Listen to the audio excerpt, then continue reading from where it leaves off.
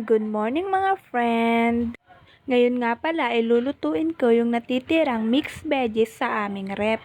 Pinainit ko nga po muna yung pan bago ko inilagay yung butter at tinalo-halo ito hanggang sa mag-melt. Nung mag-melt na nga yung butter ay agad ko namang inilagay ang sibuyas at ang bawang. Sunod ko na nga rin inilagay itong frozen na mixed veggies. Okay lang din naman kahit frozen pa siya dahil mabilis lang namang maghiwa-hiwalay yan. Ilang segundo nga lang din at hindi na siya frozen. Ayan na, naghiwa-hiwalay na. Napansin kong paluto na ang mga gulay, nilagyan ko na nga pala ito ng pepper, magic sarap at pinch of salt. Depende na lang po sa panlasa na gusto nyo o yung timpla na gusto nyo. Pero yung nilagay ko ay sapat na sa akin.